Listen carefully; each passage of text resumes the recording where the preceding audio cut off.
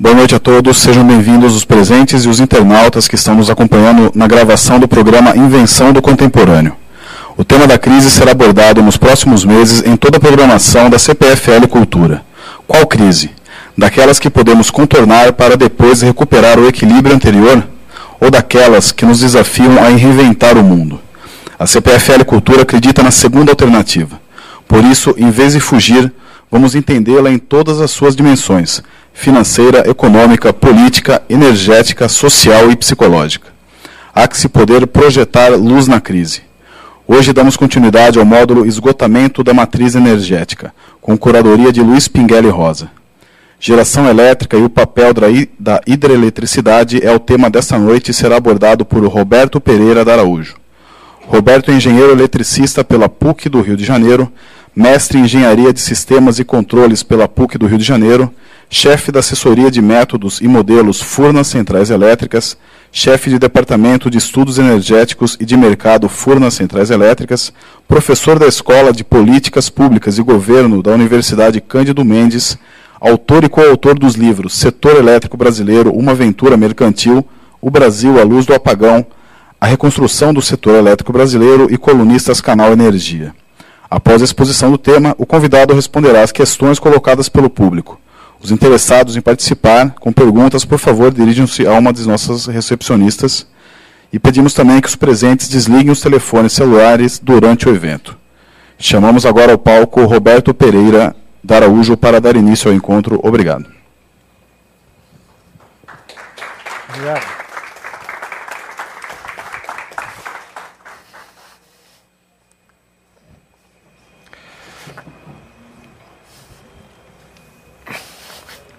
Bom, inicialmente eu queria agradecer o convite.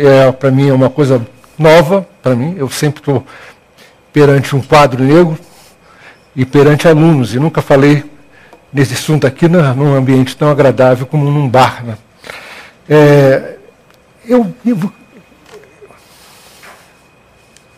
Já está no... Vou mostrar um roteiro do que eu vou falar. Eu vou falar um pouquinho sobre essa geopolítica da energia, muito de leve, e falar a questão da eletricidade dentro dessa questão no mundo, né? Vou contar um pouquinho rapidamente a evolução histórica do sistema elétrico brasileiro.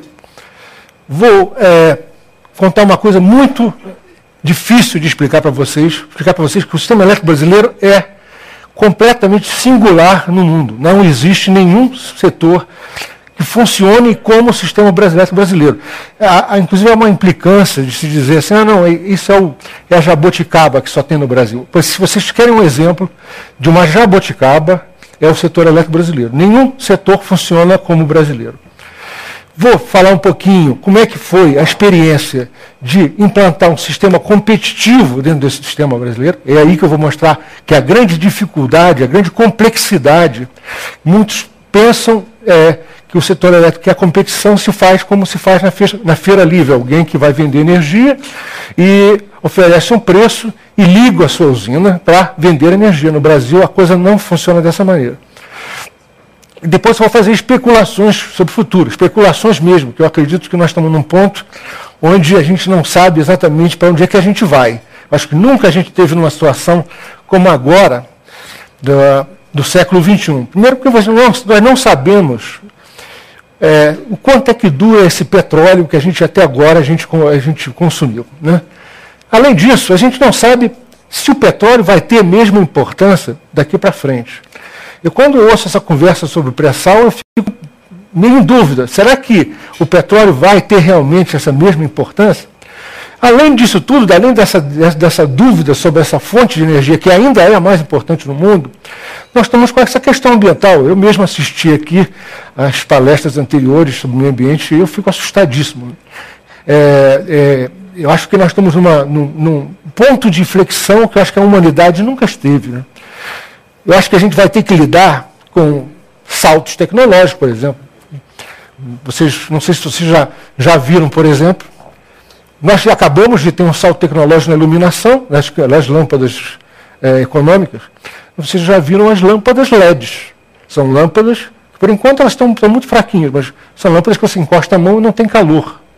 Então, a saída, me acredito que seja por aí. A gente vai ter que ter novos padrões de consumo e nós estamos entrando na seara das energias renováveis. Mas eu acho que a grande questão brasileira, essas duas primeiras questões são as grandes questões do mundo, né? A grande questão brasileira, na minha opinião, é essa questão que está aí nesse quadro, que é a questão da desigualdade no Brasil, né? Nós temos um estoque de desigualdade monstruoso.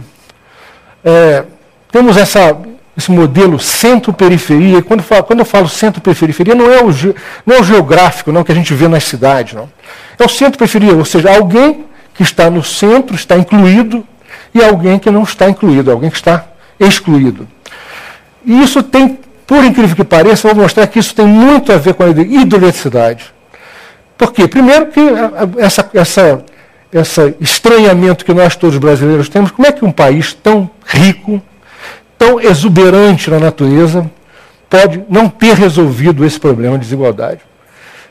E segundo, porque hoje nós somos a 10ª economia mundial. Se você olhar os coeficientes de desigualdade brasileira, eles estão próximos a países africanos. Quer dizer, nós somos um ponto fora da curva entre os países, entre as 10 primeiras economias do mundo. E para mostrar a vocês como é que tem a ver com eletricidade, esse é um gráfico que mostra aí aquela área mais clara, são locais onde os domicílios, só 20% têm geladeiras. Ou seja, são municípios onde apenas de cada 5 domicílios, um apenas tem uma geladeira. Não está se falando aqui sobre TV de plasma, nem LCD, nem ar-condicionado. Está se falando de um eletrodoméstico essencial, de poder guardar comida de um lado para o outro. Portanto, nós estamos com um problema seríssimo, porque nós temos que crescer para atender essas pessoas, então temos que atender essa energia que será crescente, e temos a pressão toda do meio ambiente nos dizendo que a gente tem que consumir menos. O Brasil se orgulha muito de ter fontes primárias renováveis. O mundo tem 13% de fontes renováveis e o Brasil se orgulha de ter 44%. Os países da OCDE têm menos ainda, têm 6,5%. Agora, é preciso pensar, entender o seguinte: fonte renovável não quer dizer que não polua. É preciso não confundir duas coisas. Bom, primeiro que a hidroeletricidade é uma fonte renovável. E tem muita gente que não quer que se construa uma hidroelétrica na sua redondeza. As usinas eólicas, por exemplo, elas ocupam áreas enormes. Eu não sei se vocês já passaram ao lado de uma fazenda eólica. É de ficar surdo, né? O ruído é muito grande e os pássaros também não gostam das usinas eólicas. A energia solar, que é tão cantada como super limpa, para produzir o painel solar, o painel fotoelétrico, você usa elementos que são altamente poluentes, arsênio, cádmio, silicone inerte. Quer dizer, ela não polui na operação, mas ela polui na produção. A única fonte de energia que é realmente renovável, vocês têm em casa. Nós todos temos. Se vocês pegarem nos seus aparelhos elétricos e colocarem a mão na tomada, e se a tomada estiver quente, tem alguma coisa errada. Uma tomada que você pegue uma faca ou uma lixa e lixe os terminais, para que os terminais fiquem brilhantes. Aquilo é uma mini usina, porque onde estava esquentando, deixa de esquentar. Então, nós temos um enorme desperdício. Nós não sabemos aproveitar ainda todo o potencial de energia. Então, a única fonte que não polui absolutamente nada e não incomoda ninguém é eficiência energética. Essa realmente ninguém bate. E, além disso, é a mais barata de todas. Também incomoda alguém, porque eficiência energética significa menos faturamento e, portanto, menos venda de energia. Então, é uma coisa também que tem que ser negociada com o mundo que a gente vive. O Brasil, esse quadro aí mostra que 5 países no mundo, eles detêm 50% da energia hidroelétrica. É um clube mais fechado que o do petróleo. Vocês veem que tem mais 5 países ali, Noruega, Japão, Índia, Venezuela e França, que pega mais um pouquinho, mais um terço ali. Ou seja, todos os outros países dividem os 34% que sobram. É altamente concentrado o poder de gerar hidroeletricidade. E o que é geração hidrelétrica? Geração hidrelétrica nada mais é do que energia solar mais gravidade. Por quê? Por que você tem rios? Né? Simplesmente há uma evaporação nos oceanos, chove, e graças a Deus os ventos levam as nuvens para cima do continente, isso cai nos continentes e uma parte forma os rios e lagos. Aquele número que está ali, mais ou menos 42 mil quilômetros cúbicos, é o total de volume d'água anual que tem no mundo. Para vocês terem uma ideia do poder brasileiro, o Brasil tem 18% desse volume. Ou seja, o total de volume de recursos hídricos no mundo, 18% está no Brasil. Ali nesse quadro tem 2 colunas. A primeira coluna é com rios com origem dentro do território brasileiro. E a segunda coluna com rios fora do território brasileiro. Então vocês podem ver lá que se você descontar o Amazonas, Rio Madeira, os rios que nascem fora do Brasil, mesmo assim o Brasil é o primeiro colocado. Então o poder brasileiro, em termos de tirar a energia dos rios, é muito grande. E continuar sendo grande, porque o potencial hidroelétrico no mundo continua sendo muito fechado. Praticamente os mesmos países que dominam hoje a eletricidade continuam dominando. A Rússia, a Índia, a China, tem Congo, que é fantástico o potencial hidrelétrico do Congo, mas evidentemente não tem recursos financeiros para expandir. E como é que é a estrutura da matriz elétrica nos países? Né? Quais são os países que têm semelhança com o Brasil? Bom, a Noruega é o país mais hidroelétrico. Tem o Paraguai, que é mais hidroelétrico que a Noruega, mas eu não estou incluindo porque o Paraguai é um país pequeno e não tem os problemas do modelo elétrico que tem os países grandes. Então a Noruega é o país mais hidroelétrico. Logo depois do Brasil, a Venezuela, depois o Canadá, e rapidamente vocês veem que vai caindo.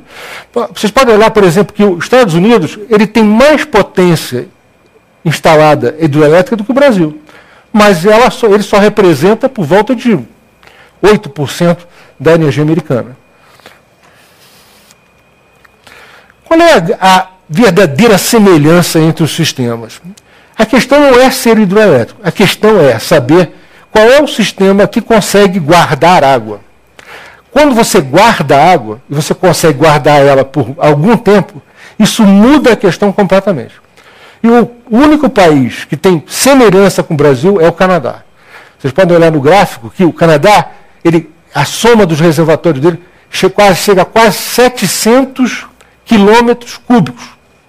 O Brasil tem mais de 500 quilômetros cúbicos. Você imagina um cubo que vai mais do que o Rio São Paulo, né, e com uma altura de 500 quilômetros. Esse é o volume d'água que está armazenado na soma dos nossos reservatórios.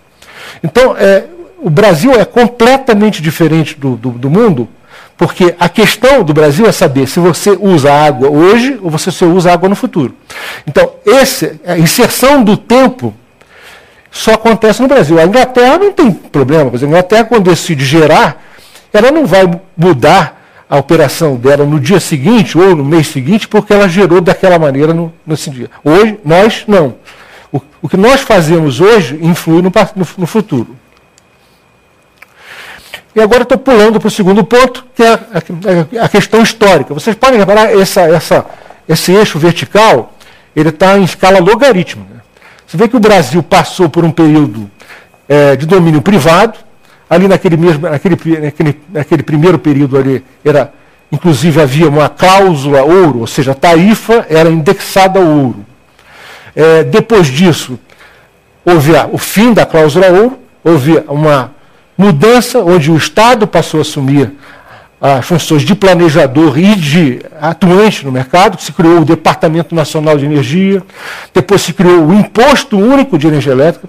Na verdade, não foi só o Estado que desenvolveu. Nós, como consumidores e como contribuintes, pagamos um imposto para que se desenvolvesse. Se desenvolveu rapidamente a criação da Eletrobras, o Tratado de Itaipu, e agora, lá no final, em 93, se criou o programa de desestatização e se implantou um modelo de mercado. Eu vou tentar explicar para você exatamente como é que funciona esse sistema de mercado nesse sistema tão singular brasileiro.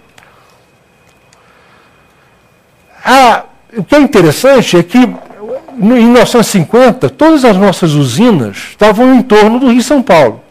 E nós fomos caminhando agora para o centro-oeste. Isso volta um pouquinho àquela questão do centro-periferia. Porque nós agora estamos buscando energia mais longe dos centros de consumo. Isso não quer dizer que os centros de consumo estejam se alterando de lugar. Na realidade, os centros de consumo continuam sendo Rio de Janeiro, Belo Horizonte, São Paulo e assim por diante. Nós estamos apenas indo buscar energia mais longe. Que essa é uma questão importante nessa questão da desigualdade no Brasil. A situação hoje é a seguinte: você tem hoje mais ou menos 100 gigawatts, né? São 1.000 megawatts e são 1.000 quilowatts, né? cada megawatt 1.000 quilowatts. E nós vamos lá para 2017 com 150 gigawatts. Parece muito, né?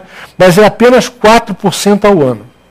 4% ao ano leva o Brasil de hoje de 100 gigawatts em 2008 para 150 gigawatts. Mas a grande diferença é que o Brasil passa de ter, ao invés de ter 86% de hidroeletricidade, ele passa a ter 76%. Ou seja, a hidroeletricidade perde espaço, e se vocês olharem aí, vocês vão ver que quem está ganhando espaço aí são as energias alternativas, mas muito pouco, porque elas eram apenas 1%, e o óleo combustível. Por incrível que pareça, o óleo combustível pula de 2% para 7%. Quase que triplica. Aliás, quase que quadriplica. Então a gente precisa, depois eu vou explicar por que aconteceu isso.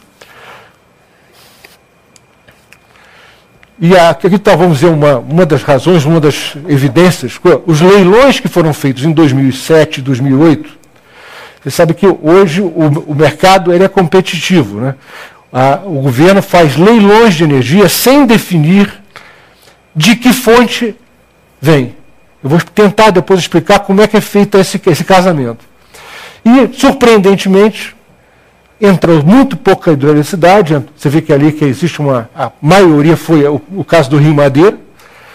E entrou muito óleo combustível, muito pouco gás natural e muito pouco biomassa. De repente, o Brasil deu uma guinada, né? De repente, não tem mais hidroeletricidade, parece que não tem mais hidroeletricidade, e entra óleo combustível. Bom, isso tem uma razão. A primeira razão é que nós paramos de estudar os locais para construir hidrelétricas. Então não há mais hidroelétricas na prateleira, porque quando você vai construir uma hidrelétrica tem que estar tudo pronto. Tem que saber quais são os municípios que serão afetados, como é que vai ser o impacto no rio, e nada disso tinha sido feito. Então você não tinha mais hidrelétricas para oferecer para o mercado. Qual é o problema do Brasil? Por que é uma jabuticaba? Primeiro que nós temos rios de planalto. O que é rios de planalto? Nós não temos rio igual aos da Noruega, os fiordes, né? Onde você tem um cânion e que a água passa naquele fundo. Nós temos rios de planalto, ou seja, planícies, quedas e assim por diante.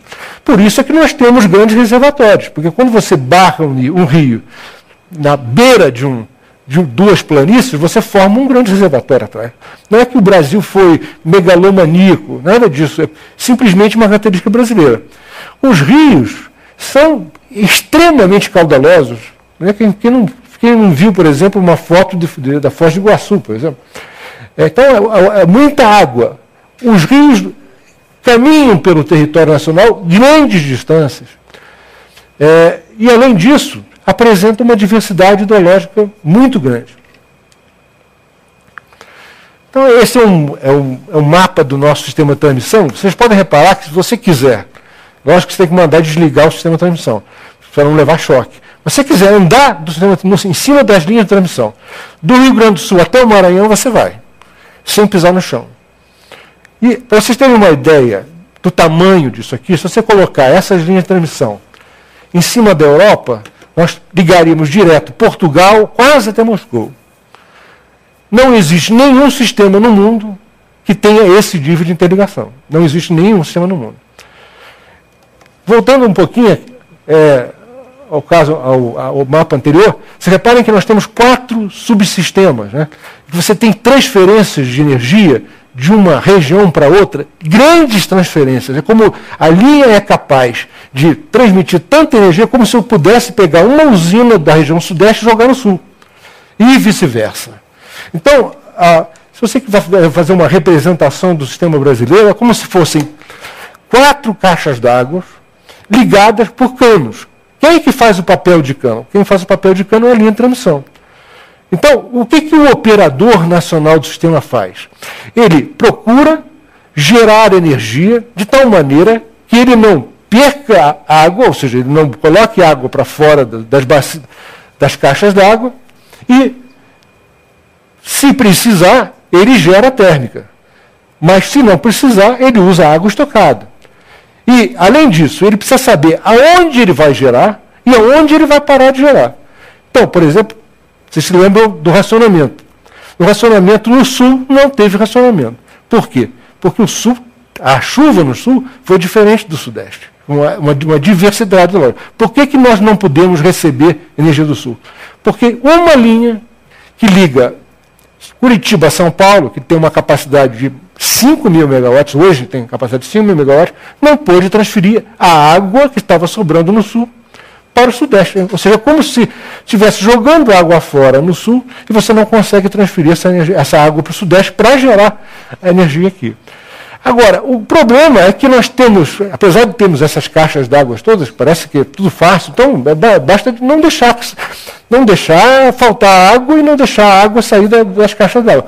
Só que a entrada, ou seja, a energia que vem dos rios, tem aquela cara daqueles gráficos ali. Eu vou mostrar para vocês uma sequência. É o que pode acontecer. Por exemplo, ali nesse caso, você pode ter as 4 regiões recebendo água acima da média. Está tudo uma maravilha. Mas você pode, por exemplo, ter uma situação onde praticamente todas as 4 regiões estão com a afluência mais ou menos no entorno da média. Depois a coisa pode ficar piorando um pouquinho, e você pode ter uma região que está com a afluência abaixo da média. Com certeza, se você tiver uma região que está recebendo a afluência acima da média, e você tiver com um reservatório razoavelmente cheio, você pode transferir isso para lá. Ou você pode ter uma situação grave, ou, por exemplo, apenas uma região na média e as outras 3 abaixo da média. Geralmente, no Brasil, não ocorre as 4 regiões com seca, justamente graças a Deus, pela diversidade da lógica que o Brasil tem. Há sempre alguma diversidade entre uma região e outra. Então, no histórico das afluências brasileiras, eu não conheço nenhum caso onde houve 4 secas simultâneas nas regiões. Agora, o que significa isso? Então, olha como é que opera o operador, como é que ele faz para atender o mercado. Bom, ele começa a decidir aonde ele tem que gerar para evitar custos. Quais são os custos? Ligar uma térmica, por exemplo. Você pode não precisar ligar uma térmica, se você tem água. Então, ele tem que decidir, usa água ou não usa água? Usa água agora ou guarda água para o futuro? Então, até a visão que ele tem do ano seguinte é importante. Se ele vê, por exemplo, que uma usina como essa, imagina você que desastre que seria. A usina do Madeira atrasa, a usina do Madeira é quase 10% da energia que o Brasil consome. Se ela vai atrasar 2 anos, ele virá, olha, aquela usina que eu estava contando com ela, eu não vou poder mais contar. Ele hoje começa a guardar água, porque ele sabe que ele vai ter que enfrentar a ausência de uma usina importante. Então, você repara aquele percentual que eu falei, 78%, acho que era 78% de hidroelétricas, mas se vocês forem olhar, as hidroelétricas elas são responsáveis por 90% da energia que a gente usa. Opa, então peraí, tem alguma coisa estranha. Ou seja, 70% da capacidade instalada atende 90%, Então é porque as hidrelétricas estão gerando no lugar de alguém. Vamos botar uma lente de aumento ali para ver o que acontece naquelas que parece que está tudo bem, né? Ali vocês podem ver que, a partir do racionamento, houve uma mudança no comportamento da operação. Antes, a eletricidade ficava mais ou menos 95% do tempo da energia, atendendo 95% da energia que nós consumimos, e agora, em função da experiência do racionamento, o operador está com muito mais medo de ter um outro racionamento, e agora a eletricidade está por volta de 90%. Ainda é muito alto. Ainda é 90%. Você não tem essa capacidade instalada. Na realidade, você está assumindo a função de outros. Bom, se você está assumindo a função de outras, como é que uma térmica vende energia no Brasil? Olhem as variações de mês para mês. Né? Às vezes você precisa ligar uma térmica, às vezes você desliga ela. Então, nós nunca poderíamos implantar aqui um modelo como um modelo inglês. O modelo inglês, chega de manhã, o operador, ele diz assim, olha, eu tenho uma carga e o preço que eu quero que vocês me digam se vocês podem gerar ou não, é $80 o megawatt-hora. Aquele que não tem, acha que não vale a pena, deixa a sua usina desligada. No Brasil não é assim. Ou seja, uma usina não vende a sua própria energia. Uma usina vende uma parcela do todo.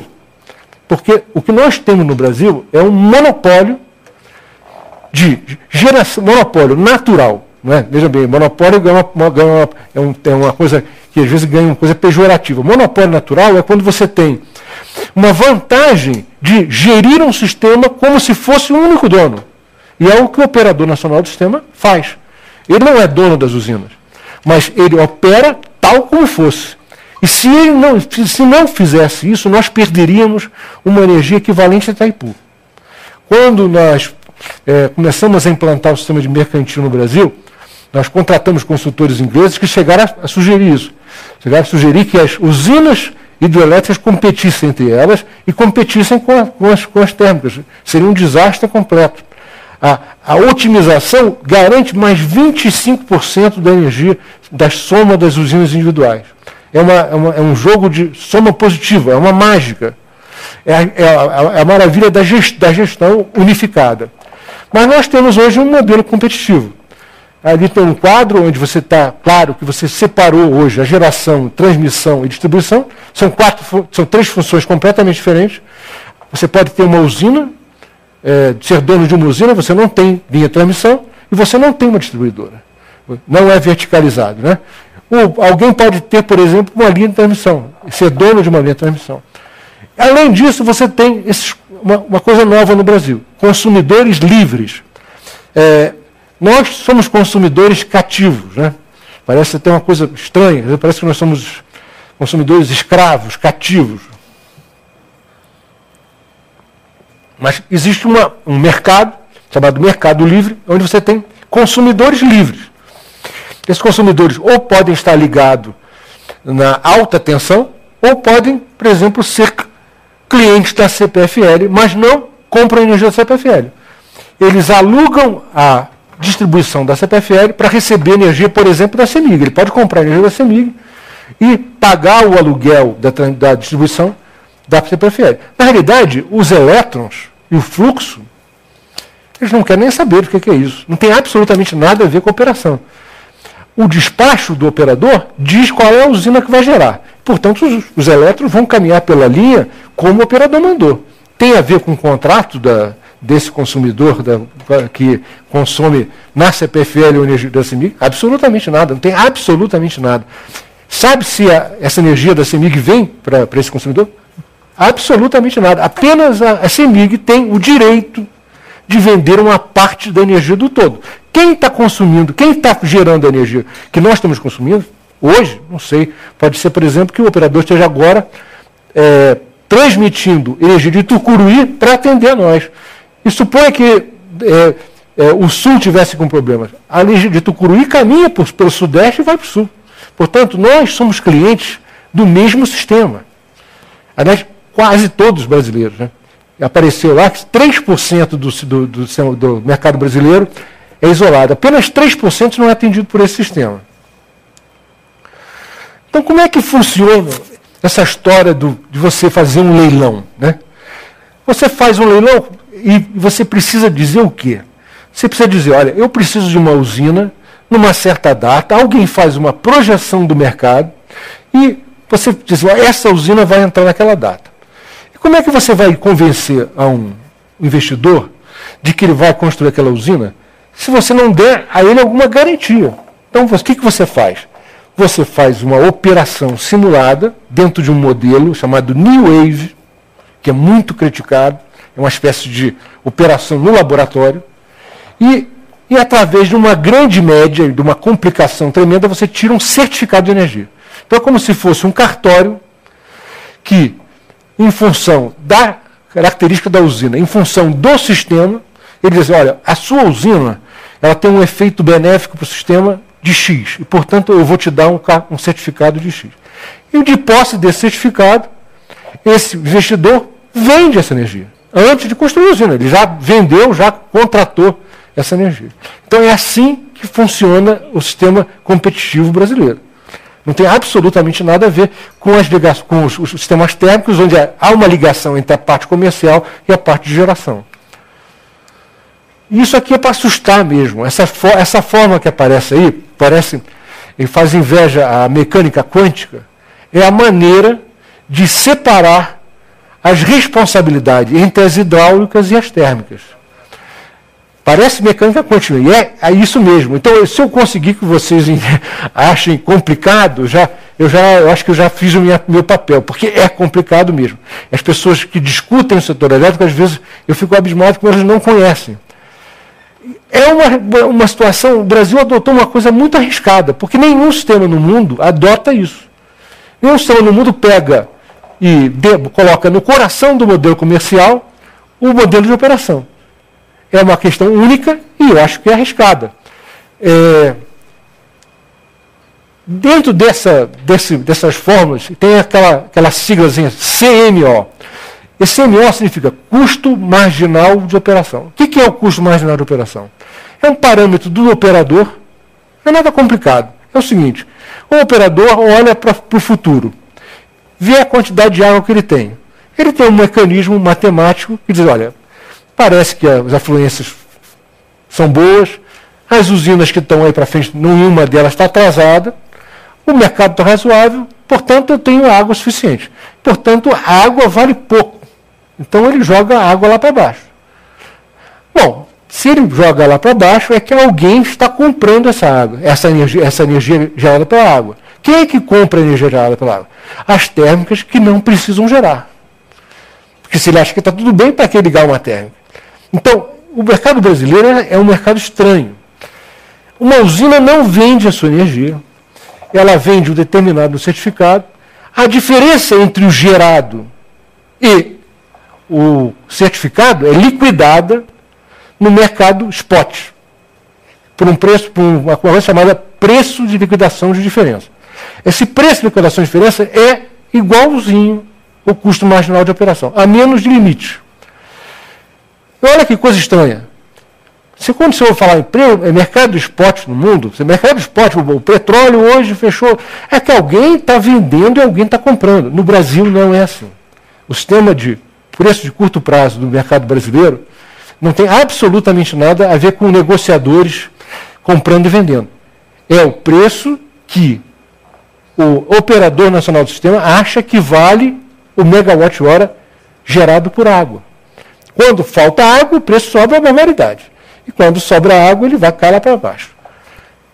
E vejam, olha que coisa estranha. É um preço spot de um mercado, e esse preço spot é calculado sob uma forma monopolística. Porque a ação do operador é monopolística. Ele imagina todas as usinas como fossem dele. Aliás, se alguém não obedece os ditames do operador e opera de maneira diferente, recebe uma multa monstruosa. Então, olha só, isso aqui é uma curva de distribuição de probabilidade. Vocês imaginam, por exemplo, a Mega-Sena. Né? A Mega-Sena, teoricamente, se não há nenhuma falcatrua naquelas bolas, né? A probabilidade dos números são todas iguais. No caso do mercado de energia elétrica de curto prazo brasileiro, não. um valor mais provável é R$40. A média é mais ou menos R$130. E tem uma razão para isso, eu posso depois explicar por quê. Portanto, quem está nesse mercado tem um grande incentivo para não ter contrato. Por quê? Porque se ele não tem contrato, ele tem que liquidar a diferença, então ele paga, na maioria das vezes, R$40. Só que isso, às vezes, dá uns burros na água. Então, isso aqui foi o que aconteceu no final de 2007. Reparem que o preço vinha lá desde 2003, por volta de R$50, deu uma pequena mexida lá em 2006, e no final de 2007 passou para R$500. Por que passou para R$500? Porque nós somos um país tropical. As afluências aqui mudam rapidamente. O clima aqui muda rapidamente. Nós não somos um clima temperado. E aqui isso gera vitima empresas que estavam atuando nesse mercado, que talvez por uma incompreensão do sistema não faziam contrato de longo prazo. Então vocês podem aqui olhar o que aconteceu. Estou trazendo algumas notícias aqui de ameaça de fechamento de unidades industriais em função do preço do mercado de curto prazo. Ou seja, isso mostrou que muitas grandes empresas, não vou citar o nome delas porque são empresas conhecidas, eletrointensivas, precisam de energia barata. Eles, na realidade, estavam comprando no mercado spot como se fosse, não é bem especulação, uma espécie de carona. Então, enquanto tem água, eu vou comprar energia barata. Então, isso daqui mostra, vamos dizer, que há um certo desacerto, tanto na maneira de como é que você determina esse certificado de energia, como a maneira como você determina esse preço. Na realidade, hoje o setor não sabe como sair disso. Todo mundo reclama da volatilidade desse preço de curto prazo. Há, inclusive, uma declaração de alguns pedindo a intervenção do governo. Vocês vejam que coisa estranha. O Mercado Livre pede a intervenção do governo. Que é um negócio que é o contrário que devia ser. Por outro lado, nós temos tido um aumento tarifário bem grande. Esse gráfico aí mostra o que seria a tarifa desde 96 até 2008, caso fosse aplicado só a inflação, é aquela curva azul, e o que aconteceu na realidade. Ou seja, nós estamos com uma tarifa quase o dobro do que deveria ser se não fosse aplicada a inflação. E agora eu vou pegar a comparação. Como é que a gente vai... Quer dizer que o Brasil paga é muito caro ou não é muito caro? Bom, se você comparar o Brasil com a Itália, o Brasil é baratíssimo. A Itália não tem hidroeletricidade. Se você comparar o Brasil com o Japão, é baratíssimo. Eu acho que a gente tem que comparar o Brasil com o Canadá, porque tem um sistema muito parecido, tem uma hidroeletricidade fortíssima e tem essa característica dos grandes reservatórios. Quando você compara isso, você fica assustado. Ali há uma série de cidades canadenses e algumas províncias que algumas delas adotaram o sistema de mercado, ou seja, deixaram de adotar o antigo sistema de serviço pelo custo. Eu vou explicar depois por que isso é importante para a grande cidade. A cidade de Toronto, né, em Ontário, ela paga uma tarifa meio alta para o Canadá. $11,50 canadenses. E eu simplesmente fiz a seguinte conta. Peguei a cotação do dólar canadense e calculei a tarifa do Rio de Janeiro, por exemplo. São 16 dólares canadenses e 65 centavos. Atenção, sem impostos. Porque se você botar impostos, a coisa sobe muito mais. E a coisa mais triste é que o Maranhão tem uma tarifa de R$ 22,18. O Maranhão que é atendido pelo mesmo sistema que nós. O Maranhão não é um sistema isolado. O Maranhão é um sistema atendido pelo sistema integrado, que tem toda essa diversidade.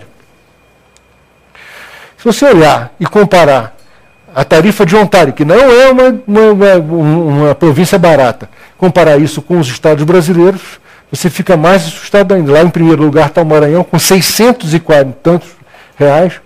A tarifa mais barata é a tarifa do Distrito Federal, não está dando para me ver daqui, mas 200 e pouco. E o Ontário é metade. Aí fala assim, não, mas são os impostos, né? Então aqui estão os impostos, vamos tirar os impostos. Vamos tirar os impostos com impostos, quer dizer, tanto a tarifa de Montreal quanto a tarifa de Toronto tem impostos. E mesmo assim o Brasil está com uma tarifa muito alta. Bom, depois a gente vai, no debate a gente pode abrir um pouquinho sobre essa questão do preço de energia no Brasil. Bom, como é que a gente faz fazer para o futuro, né? Para falar sobre o futuro, nós estamos em 2009, né? Como é que será o país de 2029, né? Aí vamos imaginar o que a gente imaginava que era o país lá em 1980. Lá naquela época, a gente teve dois planos, o plano 2000 e o plano decenal 90. Ou seja, o primeiro foi feito em 1980, imaginando o Brasil de 2000. E o outro foi feito em 1990, imaginando o Brasil de 2000. Essas eram as visões que a gente tinha da necessidade de energia elétrica. E isso aqui foi o que aconteceu. Ou seja, nós erramos absurdamente. Para você ter uma ideia, a diferença que tinha lá da energia que nós deveríamos consumir, com a ideia que nós tínhamos lá em 1980, é que o Brasil ia consumir 3 vezes mais energia elétrica do que hoje. O que a gente errou, né? Bom, a primeira coisa que a gente errou é o seguinte: se você pegar a taxa de crescimento brasileira no período 80 a 90, o Brasil era o segundo colocado no mundo, acima dele só a Coreia. Se você pegar a taxa de crescimento do Brasil de 90 em diante, o Brasil cresceu 2,7%. Ou seja, a gente nunca imaginava que o Brasil ia parar de crescer. Outra coisa que a gente não imaginava é que o Brasil ia ter o maior racionamento da face do planeta. Quer dizer, nenhum país do mundo foi obrigado a racionar 25% da sua energia sem uma desgraça ou uma guerra. Nós racionamos 25% da nossa energia sem nenhuma desgraça. Obedecemos calmamente, cortamos as nossas energias, vendemos os nossos freezers e nos comportamos muito bem, salvamos o Brasil, né? O consumidor brasileiro salvou o Brasil. Houve benefício? Houve. Com certeza nós não teríamos tantas lâmpadas econômicas, nós teríamos ainda perdulários de energia, mas evidentemente que foi um desconforto. E outra coisa que nós não podíamos imaginar, lá, olhando os preços lá daquela época de 80, é que como é que a gente ia chegar a esse preço de tarifa. Porque é evidentemente que a tarifa fica cara, ninguém acha que o consumo de energia não tem nada a ver com tarifa. Quanto mais cara, menos você consome. Então, eu acho que essas 3 coisas é que mostraram a gente que nós estávamos completamente errados. O que significa, estou quase chegando no final, o que significa a gente pensar o futuro? Então, estou fazendo aqui uma reflexão sobre o que vai exigir menos energia da gente e o que vai exigir mais energia. Bom, se houver um aumento da resistência ambiental, e vocês sabem que as hidroelétricas são alvo de resistência ambientais, evidentemente que a gente não vai ter, porque não vai haver oferta. Eu acho também que essa questão das energias renováveis, que não é, excetuando-se a hidrelétrica, está sendo discutida muito romanticamente, porque essas energias são muito caras. Ou nós discutimos um subsídio para elas, ou a gente esquece. E se a gente vai continuar sendo um país que consome muita energia, como é o caso, nós somos um país eletrointensivo, então só há uma opção: hidrelétricas. Se nós tivermos uma política agressiva de eficiência energética, com certeza nós vamos consumir menos energia. Aí eu vou dar um exemplo. O Brasil adotou o Procel, né? O que é o Procel?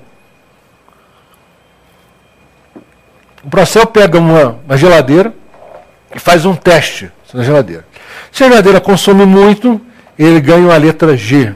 Acho que a letra G é a máxima. Se a geladeira é eficiente, ela ganha a letra A.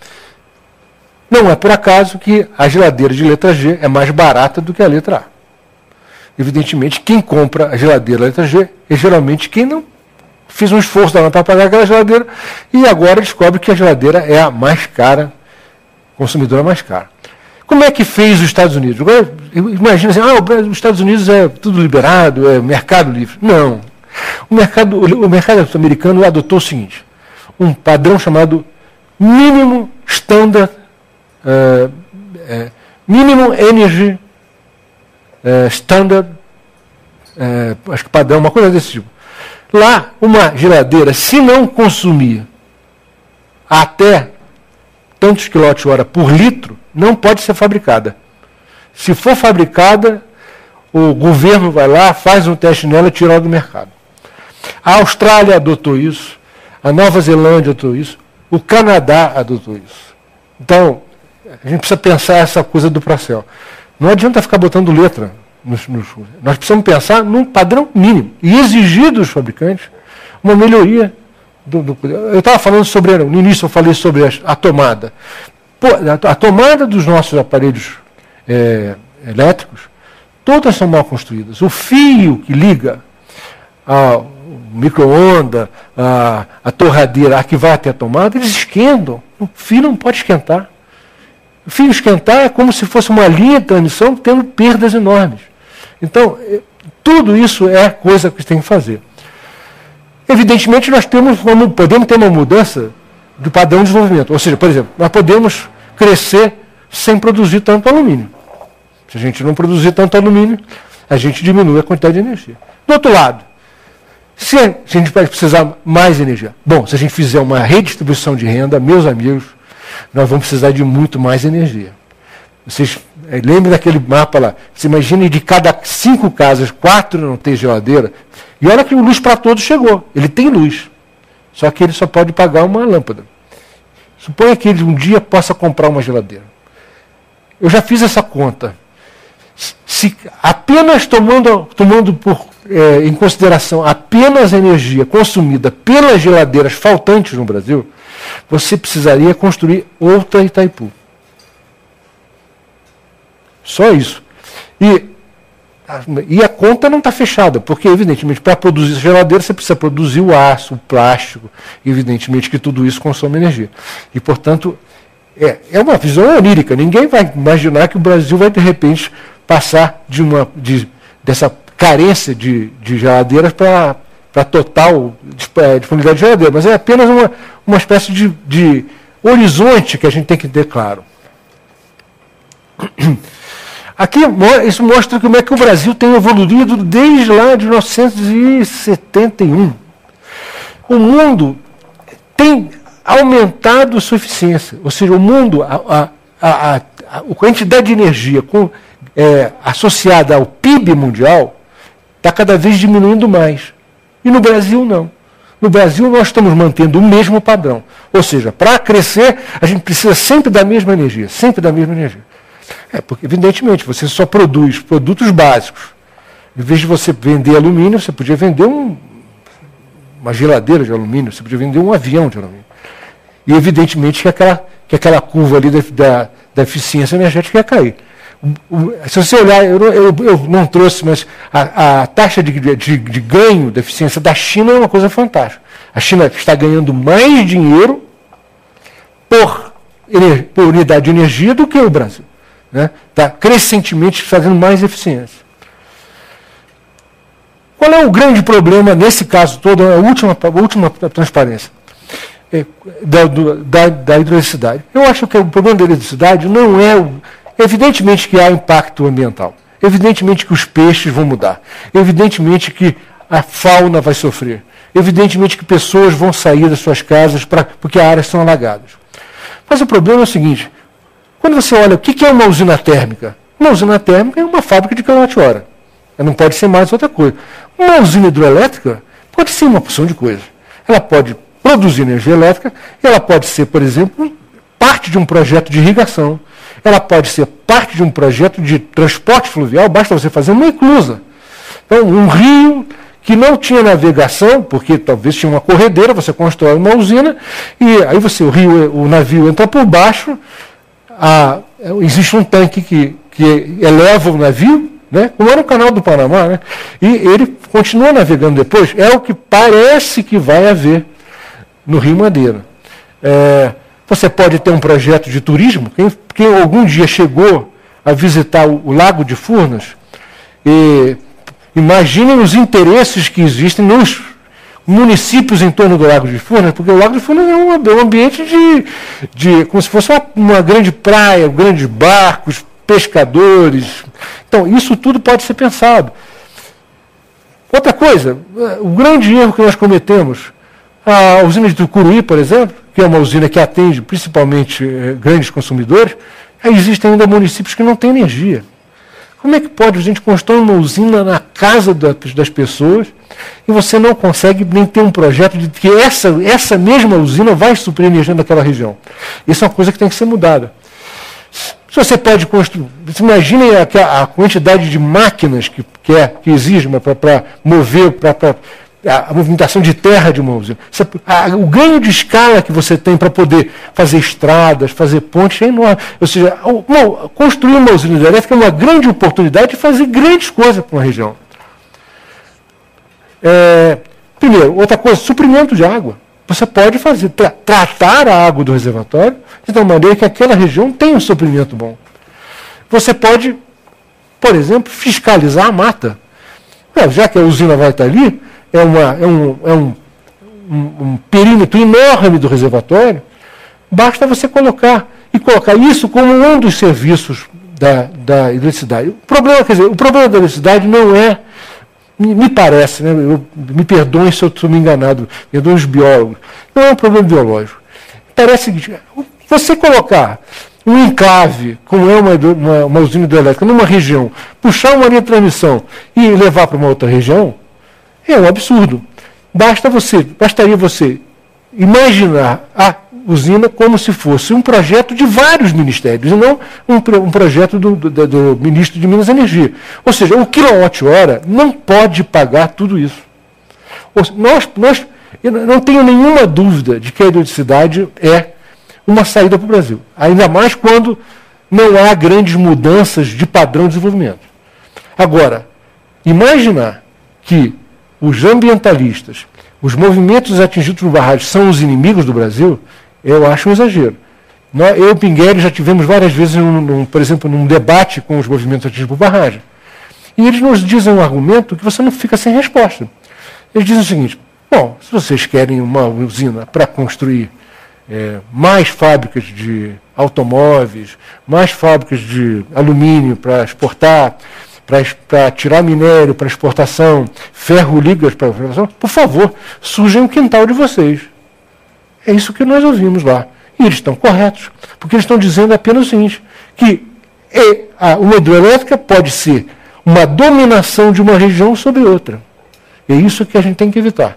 Eu acho que se a gente não adotar uma visão mais sistêmica sobre o impacto de uma hidrelétrica numa região, nós não vamos construir mais nada. Vocês podem olhar no noticiário que, mesmo no Rio Madeira, onde já houve uma melhoria muito grande na parte de inventário, estão ocorrendo vários problemas. São problemas que, evidentemente, alguns aparecem na construção, mas outros simplesmente não foram vistos com antecedência. Então, era isso que eu queria dizer.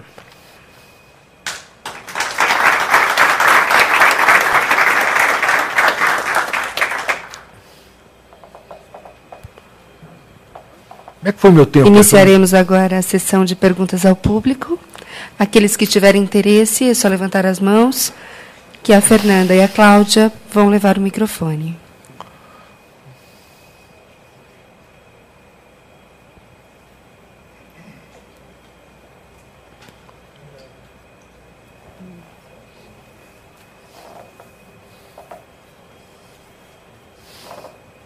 Boa noite, professor. Boa noite. Meu nome é Arlindo.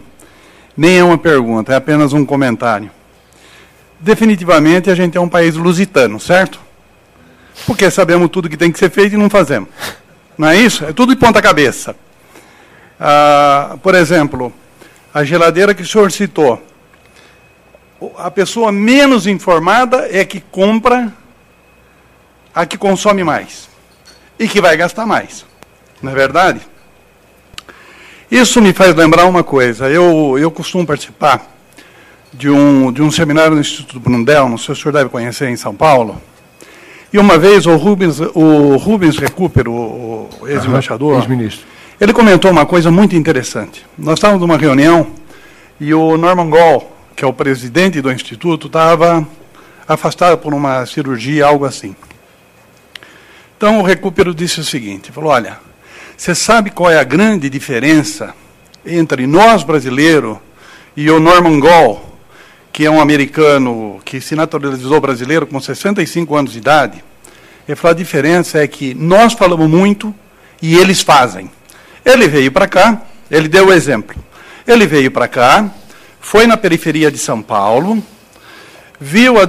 identificou a dificuldade de leitura, de acesso à leitura, hábito de leitura da periferia.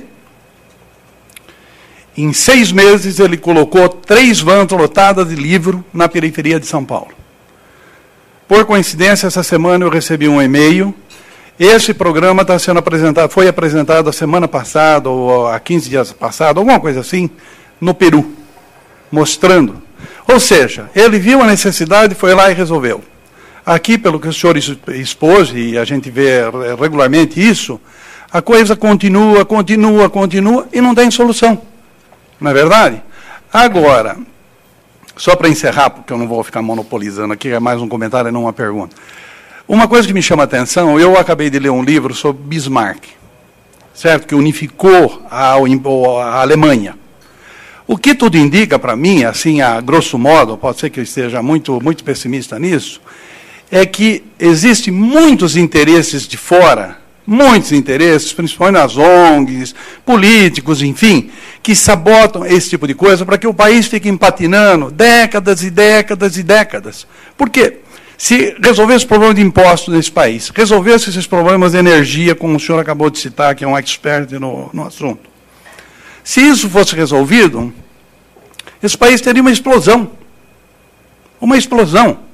Quer dizer, seria uma coisa fantástica. E, no entanto, desde a época que eu ia na escola, lá com 12, 13 anos, eu ouço que é o país do futuro.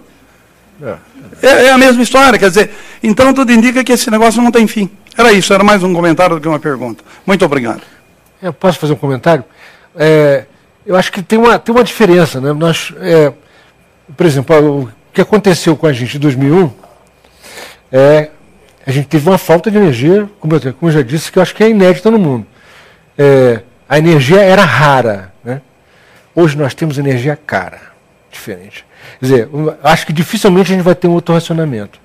Agora, o problema é o estilo de desenvolvimento que a gente tem. Eu fiquei muito impressionado com os depoimentos que ocorreram aqui sobre a questão ambiental. Eu estou acompanhando, mas me aprofundou mais ainda. Eu acho que essa questão é a grande questão da humanidade. Né? Mas o problema, no caso brasileiro, é que você tem uma outra obrigação, que é incluir essas pessoas no mercado. Isso consome energia. Que há uma ideia errada de que, não, se a gente abandonar, se eu for ver uma distribuição de renda, as pessoas não consomem tanto, ou são pessoas pobres. Não é verdade. Porque a primeira coisa que eles vão comprar é uma geladeira.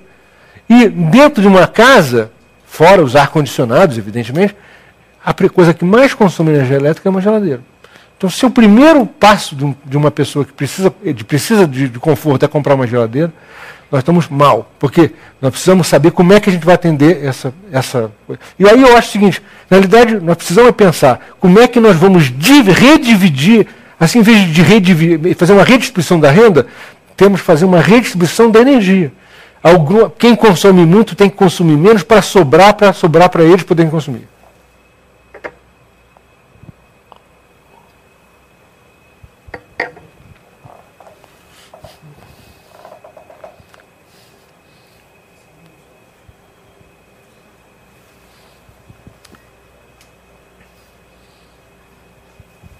Boa noite. Boa noite, Roberto. Aqui. Tudo bem? Opa, tá. Eu sou o Marcos, sou da equipe do site, da CPFL Cultura. Nós transmitimos ao vivo todas as palestras, os eventos que acontecem em São Paulo e em Campinas. Semanalmente, eu acho que vale a pena todo mundo conferir em cpflcultura.com.br, a nossa programação. Tem sido, com certeza, muito interessante. Nós realizamos também um bate-papo, juntamente com a transmissão, e as pessoas sempre debatem, trocam ideias e enviam perguntas. E, inclusive, o Luiz, de Jundiaí, está questionando qual é a sua opinião em relação à casa ecológica. Não está na hora de fazermos nossa parte projetando moradias com maior eficiência energética? É evidente, né? Eu vou até dizer, as nossas casas são antiecológicas. Se você olhar, por exemplo, os nossos prédios, né, com vidros escuros, né, e totalmente fechados, essa é a casa que é a mais antiecológica, porque ela exige um condicionamento interno. Qual seria, vamos dizer, um prédio para o Brasil, né, para diminuir a necessidade de ar-condicionado? Não sei se vocês conhecem o prédio da Eletrosul, em Florianópolis. Um prédio da Eletrosul tem uma coisa engraçada, a janela fica para dentro. E do lado de fora tem uma veneziana, é uma parte que avança para frente, e a veneziana está do lado de fora. Então, com isso você consegue que essa janela tenha luz, porque você pode mexer lá fora a veneziana, e você consegue evitar que o sol bata na coisa. Então, só isso. E outra coisa, o prédio da Eletrosul é uma aula de como é que se constrói um prédio no Brasil. As salas todas estão com uma espécie de mezanino, e é um grande pé direito, né, que a gente chama, um enorme pé direito, para justamente haver essa convecção, né, do ar entrar em. Evidentemente que isso depois foi modificado, e se você for na Eletrosul hoje tem ar-condicionado, evidentemente. Mas evidentemente que eles usam muito menos ar-condicionado. E a casa ecológica, de você, por exemplo, plantar num telhado, você, em vez de você ter telhas, você ter um gramado, evidentemente que há custo, né? Você tem que fazer um bom isolamento, fazer uma drenagem boa, mas evidentemente que essa casa vai precisar de muito menos ar-condicionado e vai ser muito melhor de viver do que uma casa de teto de telha de zinco, né?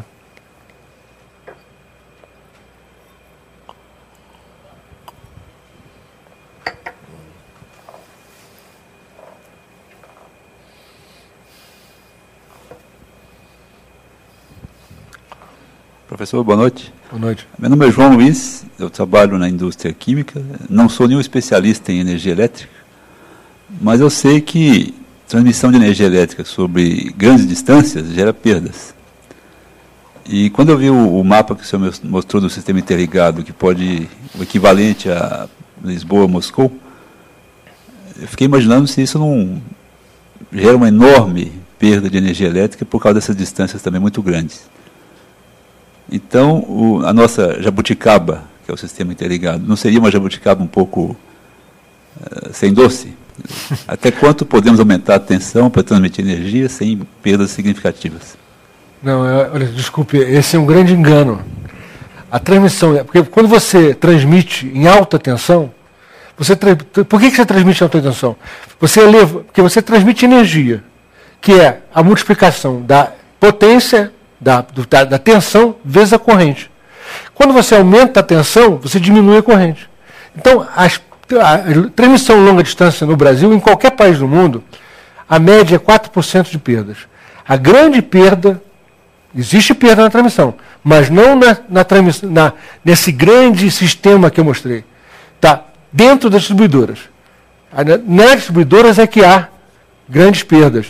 Eu não estou dizendo que não há perdas, né? Mas elas são dentro do padrão internacional.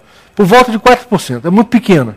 E a vantagem é essa, porque veja bem, se não fosse isso, não teria vantagem de despachar uma usina no sul para atender uma carga no sudeste. Se você tivesse essa perda que você está imaginando, o sistema é feito para não ter essas perdas, para que essa transmissão funcione como uma espécie de transportador daquela usina para de uma região para outra.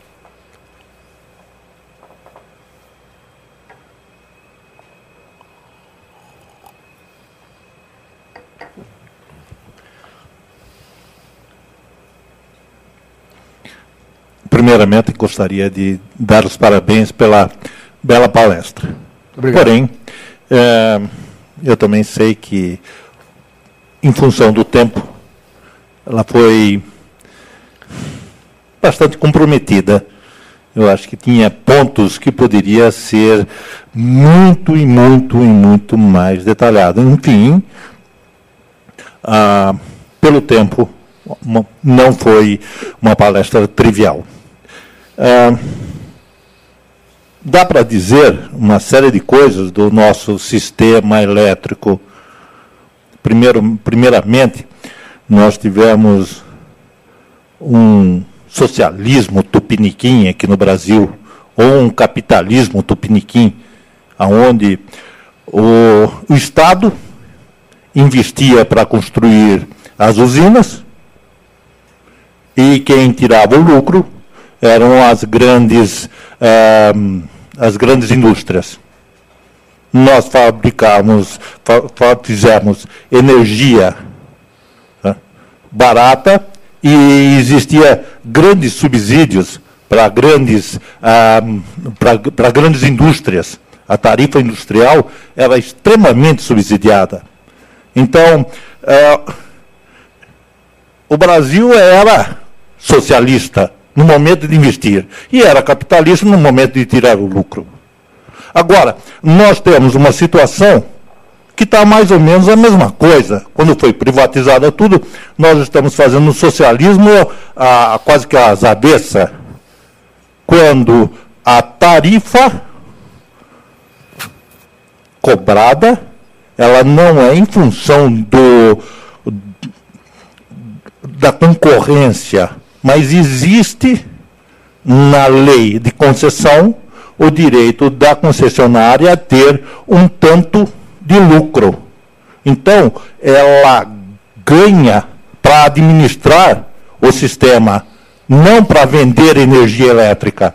Então, se tem bastante perdas comerciais, que é roubo, que antigamente o governo tratava isso como uma forma de pressão social, o fulano roubava, deixa roubar lá, porque se eu for controlar o roubo, eu vou fazer com que o fulano comece a reivindicar. Então deixa eu roubar.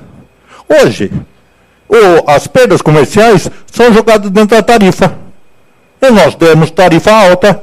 E então, aquele socialismo que nós tínhamos tupiniquim, nós temos outra vez, ele é da mesma forma. Então, não sei se eu acho que eu deveria estar perguntando em vez de estar falando, mas, desculpa, eu não consegui me conter. Aquelas curvas malucas de projeções, eram feitas, tá? As projeções eram em cima das demandas máximas diversificadas, como as subestações, o setor elétrico tinha um baixo fator de carga, tinha picos muito grandes, isso gerava demandas muito grandes e projeções muito grandes. No momento que foi privatizada, o pessoal procurou a melhorar o fator de carga para diminuir o investimento. No momento que fizesse isso daí, caiu as projeções.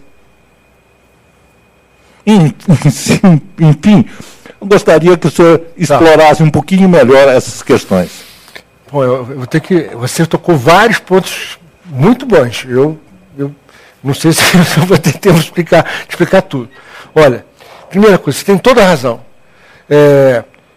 Nós pagamos as perdas elétricas e pagamos o roubo. Por quê? Porque na composição da tarifa existe uma coisa, são duas parcelas. A parcela B, que é a gestão da empresa, são os empregados, o gasto com a manutenção, material de escritório, é a gestão das empresas distribuidoras. Mas a parcela A é a energia comprada e os encargos que existem na tarifa brasileira. A gente pode até entrar nisso. Nós temos vários encargos no tarifa brasileira. Portanto, uma distribuidora, quando vai apresentar as suas contas na ANEEL, ela apresenta a energia comprada. E a energia comprada inclui as perdas, inclui o roubo. Eu acho que essa é uma questão da regulação que está mal no Brasil. Isso depende, evidentemente que você não pode dizer assim, não, você não pode cobrar a energia que foi roubada. Mas como? A medição é feita na entrada da subestação, da distribuidora. Então, ela não tem como separar. Agora, o que o regulador tem que fazer? É fazer uma fiscalização, porque aí que está. É obrigação da distribuidora diminuir as perdas. Porque isso é padrão de qualidade. Ela não tem que só fornecer energia. Ela tem que fornecer energia com um padrão de qualidade. Então, esse ponto você tem total razão. Outra questão, que é isso que é uma coisa extremamente polêmica, eu lamento profundamente. O Brasil, lá em 1988, na Constituição, escolheu tirar da Constituição o regime de serviço público. O que é um regime de serviço público? Não é estatal ou funcionário público, não tem nada a ver com isso. Serviço público é o serviço pelo custo. Remuneração garantida, remuneração regulada. Então, se você for olhar os países que têm coisas parecidas com o Brasil, nenhum deles adotou o sistema brasileiro. Por quê? Porque o que é uma hidroelétrica? Olha, aí que eu vou voltar à questão. A hidroelétrica ela não é boa porque tem água, não. É porque ela dura muito tempo. Você pega o Brasil, você pega aqui na Henry Borden. Henry Borden foi construído em 1926. Está funcionando até hoje. Se você olhar isso como um investimento, quer dizer que um cara constrói uma usina em 1926 e continua cobrando sempre a mesma coisa? Não. Ele vai chegar a um ponto onde ele pagou a usina dele. E as usinas dele têm essa singularidade. Elas se pagam várias vezes. Por exemplo, o Canadá, nas províncias que têm as tarifas mais baratas, lá, quando uma usina chega no fim do regime de concessão, a tarifa cai. E nós vamos ter esse problema agora. Porque em 2015 vão vencer as concessões de 20 mil megawatts. E o que nós vamos fazer? Se a gente seguir a lei, nós temos que licitar as usinas. Licitar as usinas significa transformá-las em novas. Porque, evidentemente, que o preço é o preço da nova. Não há diferenciação entre um quilowatt-hora velho e um novo. Não é isso. Então, ou nós vamos desobedecer a lei, e temos que estender as concessões reduzindo a tarifa, ou modificar a lei que existe. Por exemplo, ou vamos desobedecer ou modificar. Então, você tocou mais uma outra coisa, a questão do socialismo. Né?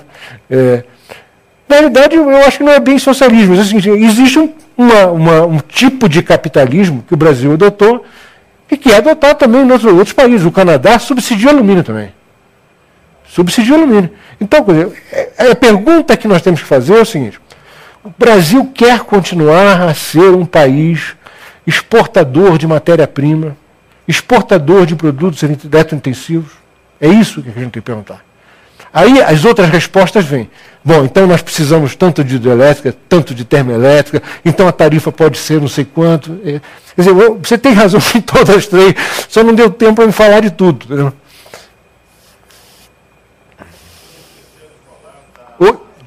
Na questão da demanda. A questão da demanda. Olha só. Na realidade é o seguinte, eu não conheço ninguém que consiga fazer um planejamento que não consiga adotar um critério extrapolativo. Na realidade, o que nós fazemos quando a gente faz um planejamento, a gente olha o passado. E a gente diz, como é que a gente vai seguir daqui em diante? Ninguém planeja uma grande ruptura, essa que é a verdade. Quer dizer, o que aconteceu lá em 1980 não é bem isso. Você tem razão, é o seguinte, como era o regime de serviço pelo custo, muitas vezes fazia um investimento além do que necessário. Então, a grande crítica que se faz a esse regime é de que, como você pode cobrar todo o investimento, e se não houver fiscalização, os caras fazem mais transformadores, mais linhas, porque você vai poder cobrar. Agora, no passado, o grande problema no passado é que a gente não podia imaginar. Quem que podia? Em 1980, vindo de uma economia que o Brasil era a China, o Brasil era a China naquela época. Como é que você imaginar que o Brasil ia ser agora, está na rabeira, né? Então, eu acho que era mais isso do que a questão do sobreinvestimento que havia.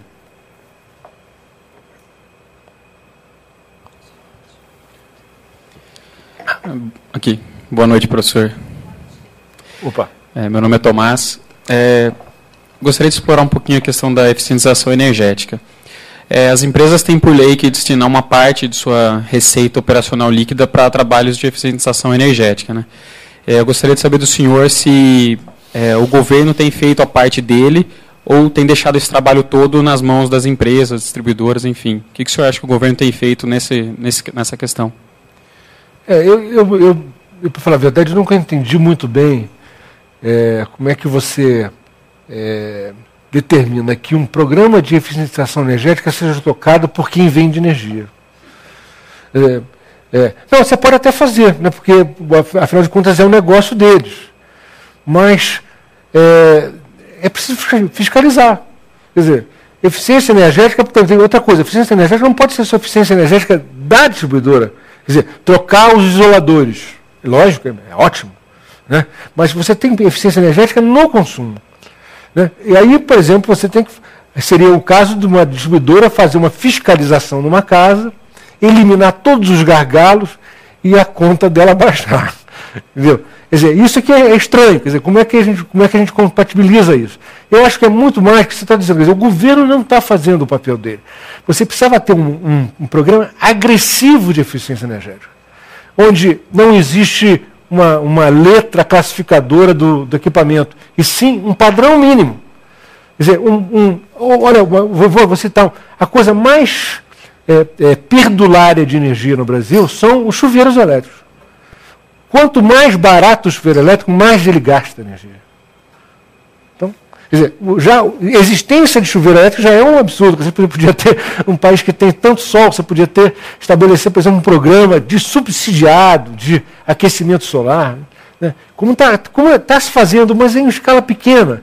Quer dizer, é inacreditável que alguém ainda use para tomar banho uma coisa que consome 7 mil megawatts. 7 mil, lógico que é por 15 minutos. Mas são 7 mil megawatts. É coisa. Não, desculpe, 7 mil quilowatts, desculpe. Megawatts seria um absurdo. É ser um chuveiro que vai explodir. Então, é uma das questões que eu não vejo nenhuma ação.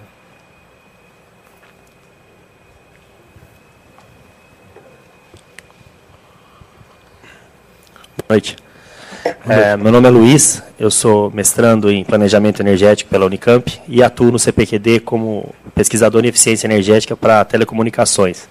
Mas me chamou a atenção duas coisas, a última que o senhor falou, em relação ao chuveiro elétrico. O Brasil é o único país do mundo que transforma energia térmica, das térmicas, em elétrica para depois reconverter em térmica, né? E sem falar na curva que nós temos um pico do horário das 6 às 9, que todo o sistema é planejado só para atender esse pico por conta do chuveiro elétrico. Mas a questão é que o senhor mostrou um gráfico lá onde a participação do óleo, o óleo combustível, entra na matriz energética de forma expressiva. Ele passa de 2 para 7. E com o meu orientador até travo aí um embate que eu vejo a euforia do pré-sal, a matriz energética brasileira sendo suja. Cada vez mais nós estamos saindo dela limpa, ou pelo menos suja do que uma térmica, e ela ficando cada vez mais suja. Como é que o senhor entende essa relação aí agora, em que nós vamos aparentemente ter uma abundância de petróleo e um aumento da utilização de óleo combustível? O porquê essa opção do Brasil parece estar sendo um contrassenso, onde nós temos ainda mais de 70% do nosso potencial hidrelétrico inexplorado? Essa pergunta é difícil de responder. Vou tentar te explicar sem gráfico. Vamos ver se eu consigo. Olha, se lembra que eu disse que uma usina não vende a sua própria energia? Então, primeiro, vamos ficar mais tranquilos. Essas usinas de óleo combustível não vão gerar toda a energia. Por quê? Porque uma usina de óleo combustível é uma usina que você pode ligar e desligar. Ela tem essa grande vantagem. E o que o operador precisa é justamente uma usina que você possa ligar e desligar. Por quê? Porque quando ele tem pouca água, ele precisa tirar da responsabilidade das usinas hidrelétricas carga. Se ele liga uma termoelétrica, ele diz, termoelétrica, essa carga aqui é tua agora. E aí o decrescimento do reservatório diminui, ele passa a decrescer menos. Portanto, a proporção de poluição não vai ser essa. Não é que o Brasil vai passar de 2% de energia de óleo combustível para 8%. Aí você diz, mas então é bom. Não, aí é que está. Na realidade, aí entra o modelo comercial. Porque, veja, como é que o Brasil decide contratar uma usina óleo combustível? Não é o governo que diz assim, eu preciso de tanto óleo combustível, eu preciso tanto de eólica. Não. Tem um leilão que faz uma conta, que é uma fórmula mais cabeluda do que essa que eu mostrei para vocês, que calcula um chamado índice custo-benefício. O que é esse índice custo-benefício? É uma simulação da operação futura do sistema, de tal maneira que dê conta qual o efeito que aquela usina tem quando entra no sistema de gestão da reserva. Ou seja, todas as usinas brasileiras, nenhuma delas fica livre do reservatório. Todas elas estão indexadas ao reservatório. Por exemplo, uma usina térmica, vamos imaginar uma coisa absurda, uma usina térmica que suponha que fosse a biomassa é boa, porque ela, na realidade ela tem uma diversidade com a coisa. Mas se fosse ao contrário, se tivesse que ligar a biomassa justamente quando você tivesse com o reservatório cheio. Péssimo, porque você estaria jogando água fora. Quando você está com o reservatório cheio, você quer a carga toda para as hidráulicas. Então, é essa a vantagem. Agora, nós, em função desse mecanismo matemático, automático, futuro, baseado num modelo que quer copiar o modelo inglês, contratamos demais óleo combustível. E sabe por quê? Porque o que uma usina de óleo combustível custa? Ela custa R$400, R$500 o megawatt-hora. Portanto, quando esse custo marginal de operação estiver durante algum tempo seguido por volta de R$500, nós estaremos perto do racionamento. E, portanto, nós estamos pagando para alguém investir num rabinho da confiabilidade. Nessa hora, o operador já começou a ligar para o ministro de Minas e Energia, já estão ligando para a Casa Civil, como fizeram com Pedro Parente, para estabelecer um regime de diminuição do consumo. Portanto, eu acho que nós contratamos errado. Não é só isso, não posso culpar só o modelo. Também não havia mais hidroelétricas para se contratar, porque não se estudou mais hidroelétrica. O que parece que vai mudar. Então, eu sou um crítico do modelo matemático do sistema brasileiro, mas eu tenho que admitir que, na realidade, houve uma parada no planejamento brasileiro. E você simplesmente parou dos inventários que se queriam fazer. O último inventário no Brasil, acho que foi em 92. Então, agora que está se retomando isso.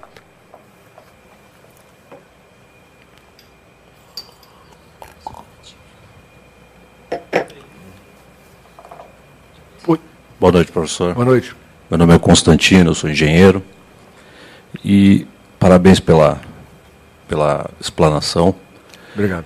Eu queria fazer algumas considerações em cima da sua explanação. Sempre que você defendeu sempre o sistema hidráulico, né, como geração de energia. Quando nós temos a maioria das nossas normas baseadas nas normas europeias, no caso de iluminação, no caso da eficiência energética com geladeiras, etc., o exemplo que o senhor citou aí, que nós deveríamos começar a mudar um pouco essa questão, e eu não vejo nada se fazendo atualmente no Brasil. Quando nós vemos a fala do senhor mesmo com relação à construção de novas usinas aqui no Brasil, a questão ambiental, que é uma questão que pega muito, e a gente vem acompanhando isso com muita propriedade, o senhor mesmo também está acompanhando isso, a dificuldade aumenta, né, da construção ou do desenvolvimento desta matriz por essas questões. E eu também não vejo o governo, né, dar um outro sinal para isso, como, por exemplo, pegar o investimento numa usina dessa, né, e investir, por exemplo, num financiamento de energias alternativas, como a Espanha, como a própria Alemanha, que tem uma condição muito inferior à nossa, né, uma condição natural muito inferior à nossa. Como é que o senhor vê essa questão aqui no nosso país? Vou voltar a falar sobre o modelo agora, por exemplo, você vê o absurdo que foi no Brasil. Na realidade, esse leilão que não escolhe fontes, qualquer um pode entrar, podia entrar a eólica. E por que a eólica não entrou? Bom, ela é mais cara. Mas, infelizmente, o governo não fez uma conta que melhoraria o efeito da eólica. Porque é o seguinte, eu não sou um grande especialista nos ventos brasileiros, mas todo mundo diz, é a constatação disso, de que os ventos no litoral nordestino são exatamente não coincidentes com a hidrologia. Né? Portanto, quando você está justamente declinando os reservatórios, começa a ventar no Nordeste. Ora, então, se o sistema é um sistema que avalia o efeito de cada usina nos reservatórios, que dê essa parcela das eólicas. As eólicas não têm um efeito apenas da energia que ela gera. Ela tem um efeito sistêmico de benefício para todos, porque se ela gera na hora de decréscimo do reservatório, ela gera na hora que o custo marginal está aumentando. Se ela entra e gera, ela diminui o custo marginal. Bom, se ela diminui o custo, alguém ficou com essa diferença. E isso podia ser atribuído às eólicas. Eu conversei isso com o pessoal da EP. Eles diziam que não havia medição suficiente para fazer essa modelagem. Entendeu? Mas é evidente que há um problema nisso. Quer dizer que quando você tem uma térmica e você pode ligar, aí você entra no índice custo-benefício. Quando você não tem, mas você tem uma evidência de que aquilo é benéfico, pode ser que em algum ano não fosse não coincidente os ventos, mas pelo menos em alguns anos. Basta ter em 2 ou 3 anos. Entende? Então, esse benefício se perdeu. Eu sou fã das eólicas. Porque as eólicas são como se fosse uma hidroelétrica, só que é ar. O sistema é o mesmo. E se você olhar o efeito da vida útil também das eólicas, pelo fato de elas não gastarem combustível, elas também têm uma extensão de vida útil. E lógico que não é igual a hidráulica. A hidráulica tem muito mais. Né? Uma hidráulica, você vai trocar um gerador, depois de... Furnas trocou o gerador dela agora, né? Depois foi inaugurada em 57, a usina de Furnas, 57. Ela trocou o gerador dela em 2005. Então, você vê o tempo que trocou o gerador. O resto não, a turbina continua a mesma coisa, a barragem continua a mesma coisa. Então, esse tempo de vida na eólica também é isso. Eu acho que é uma falta disso. Por isso o governo está fazendo agora um leilão de eólica puro. Porque se ele botar junto com as térmicas, ela perde. Porque você vê que coisa absurda. Uma eólica que não gasta nada de combustível, tem um efeito benéfico, o sistema perde para a térmica. Isso, na minha opinião, é um defeito do modelo.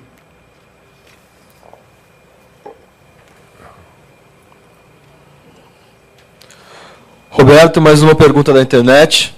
Tá. Essa é do Maurício Dester, que é daqui de Campinas, mas está sempre presente no nosso bate-papo quando o tema é energia. Ele coloca que hoje a tendência é do predomínio das hidrelétricas a fio d'água sobre as usinas com reservatório. E pergunta como será a estratégia da operação energética no futuro. Olha, o Brasil ainda é o recordista mundial em reservas de água em relação à carga. Só para dar um exemplo para vocês. Suponha que a gente tivesse com todos os reservatórios nossos cheios, né? E de repente, por uma desgraça, parasse de entrar água nos rios. E aí nós poderíamos, se nós fôssemos muito perdulários, nós poderíamos continuar consumindo energia por 6 meses. A quantidade de água armazenada nos reservatórios é equivalente a mais ou menos 200 terawatt-hora. É o recorde no mundo. O Canadá, a Hydro-Quebec, que é uma empresa lá ela tem o equivalente a 3 meses. E esse é um grande diferencial que no Canadá, que eles sabem que tem uma capacidade de reserva muito grande. Ou seja, hoje, mesmo com uma usina fio d'água, você consegue melhorar o sistema. Porque uma usina fio d'água, é o caso de Belo Monte, né? O Belo Monte praticamente não vai ter reservatório. E o que vai se fazer em Belo Monte? Vai se supermotorizar ela. Ela vai gerar 11 mil megawatts só em alguns meses. Mas nesses meses, ela vai transmitir para o Sudeste e as usinas do Sudeste vão diminuir sua geração. Portanto, a água vai ser salva. Então, é como se a água de Belo Monte pudesse vir, via transmissão, ser guardada no Sudeste. É lógico que isso tem um limite. Quanto mais usinas de fio d'água você tem, menor essa relação da carga com a capacidade de reserva. Mas ainda há espaço.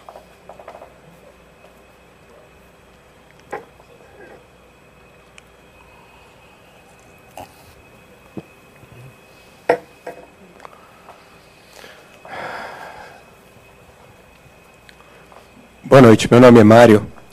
Ainda especulando um pouco sobre os modelos. Se a gente tivesse aqui no Brasil um modelo competitivo de geração, de que forma se administraria o rio?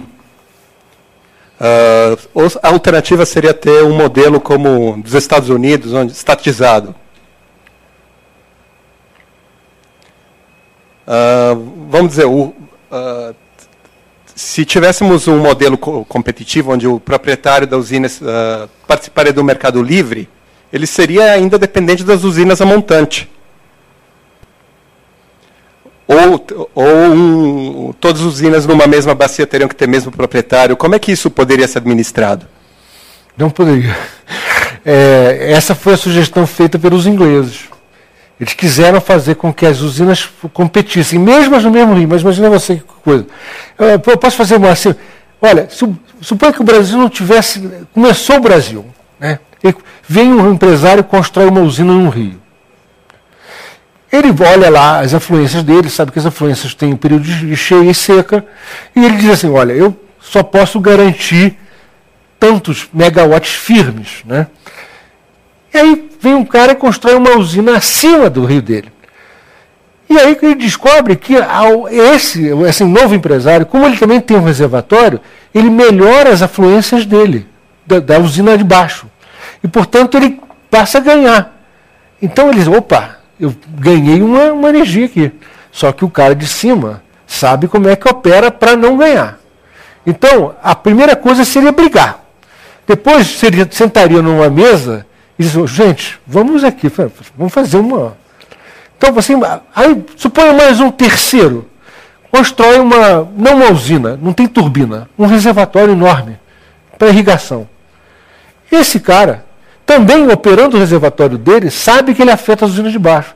Então, veja, no Brasil, pelo fato de a gente ter grandes reservatórios, alguém que tem apenas um reservatório podia pedir para os caras de baixo, eu quero uma parte dessa energia. Porque agora você está muito mais regularizado, você pode garantir muita energia muito mais firme do que era antes. Então, imagina um outro rio agora. Acontece a mesma coisa, mas tem uma diversidade entre os dois. E alguém constrói uma linha ligando esses dois rios. E essa linha justamente consegue fazer com que, quando um está com seca, o outro está com cheia, a linha vai dizer, escuta, meu amigo, eu vou querer também. Porque quem faz esse casamento é a linha. Então você vê, o sistema pede para ser monopólio. Não é a visão de monopólio não tem absolutamente nada a ver com ideologia. Nada. Não se trata de ser socialista, não se trata de ser governista, não se trata de ser estatista. O Brasil podia ter uma empresa única comandando todo o sistema brasileiro. Seria altamente eficiente. E na realidade, nós temos isso. Porque o operador nacional do sistema faz esse papel. Ele, na realidade, sem ser dono dos ativos, ele age como se fosse. E graças a Deus que existe o operador nacional do sistema. Porque senão nós perderíamos, nós com certeza teríamos um racionamento. Só pela destruição da gestão. Então, isso que você falou não seria possível.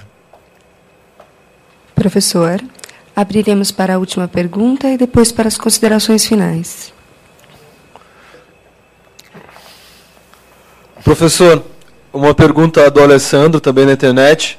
Ele quer saber se o Brasil investe em novas tecnologias para diminuir perdas nas linhas de transmissão. Olha, quer dizer, eu sei que, por exemplo, o CEPEL estuda muito isso, né? Centro de Pesquisa de Energia Elétrica. Sinceramente, eu não sei se alguma... Evidentemente que há um benefício, né? Eu não sei se há alguma distribuidora estudando isso detalhadamente, né? por exemplo, eu moro no Rio de Janeiro. A Light é que me atende. Moro na Barra da Tijuca, um lugar nobre, né? E às vezes eu vejo, passo numa linha de transmissão e vejo um isolador fazendo aquele barulho. O que é isso? Esse isolador está deixando passar a corrente. Isso é perda. Então, isso quer dizer, por exemplo, outra coisa, a Light instalou religadores automáticos na área onde eu moro. Né? O que esse religador automático faz? Ele, quando há uma pequena interferência, por exemplo, uma árvore encosta num fio, ele desliga e liga. Ora, essa é a pior coisa que tem para quem tem um equipamento, por exemplo, com um computador ligado, porque é o tal do pico de luz. Né? Isso protege os transformadores da Light, mas não protege os consumidores. Isso, eu até mandei uma sugestão à ANEEL, de que a ANEEL tinha que exigir da Light que ela só podia colocar religadores automáticos onde ela fizesse uma grande revisão no seu sistema de distribuição, de tal maneira que não houvesse galhos de árvore, se não houvesse isoladores com defeito. Isso não se faz no Brasil. Então, é permitido se colocar religadores automáticos, mesmo com sistemas onde os defeitos podem causar um problema para o consumidor. Então, eu sinceramente, eu não sei responder. Me parece que isso não é um programa de grande porte que podia trazer grandes benefícios para o Brasil. Obrigado, professor. Muito obrigada pela excelente reflexão. Na próxima quinta-feira, dia 24 de setembro, finalizamos este módulo com a presença de Marcos Aurélio Vasconcelos de Freitas, que abordará o tema Fontes Alternativas de Energia. Amanhã, sexta-feira, dia 18, no Café Filosófico, daremos continuidade ao módulo Como a Filosofia pode nos ajudar a enfrentar a crise, com curadoria de Viviane Mosé, que abordará o tema Desafios Contemporâneos, o trabalho com Marcos Cavalcante. E na próxima terça-feira, dia 22, damos continuidade ao módulo Fontes Alternativas de Produção de Energia, com curadoria de Roberto Scheffler. A palestra abordará o tema Eficiência Energética e será abordada pelo professor Gilberto Januzzi. Mais uma vez, obrigada, uma salva de palmas para o professor Roberto Pereira. Obrigada, professor.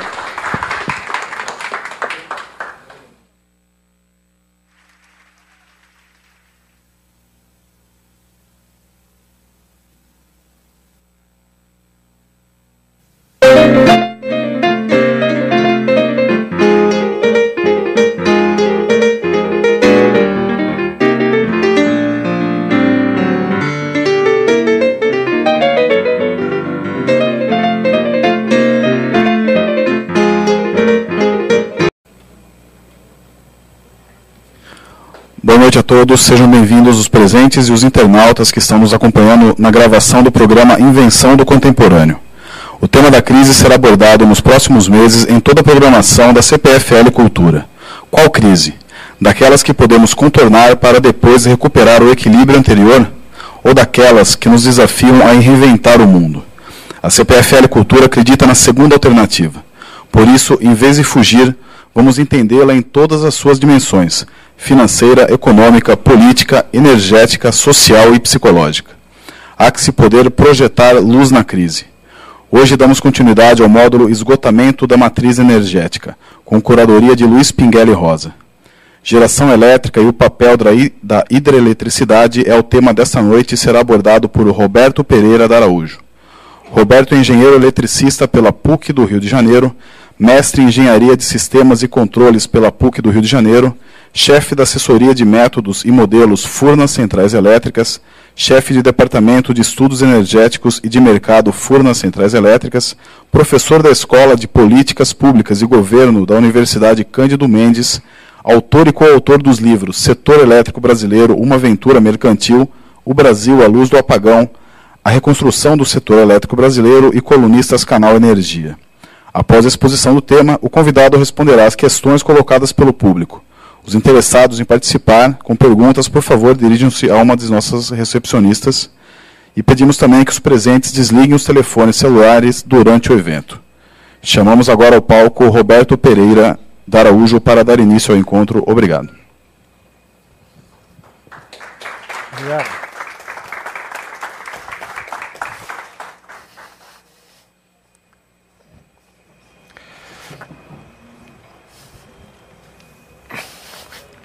Bom, inicialmente eu queria agradecer o convite. Para mim é uma coisa nova para mim. Eu sempre estou perante um quadro negro e perante alunos, e nunca falei nesse assunto aqui num ambiente tão agradável como num bar, né?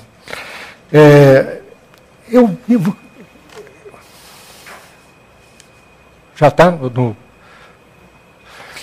Vou mostrar um roteiro do que eu vou falar. Eu vou falar um pouquinho sobre essa geopolítica da energia, muito de leve, e falar a questão da erradicidade dentro dessa questão no mundo, né?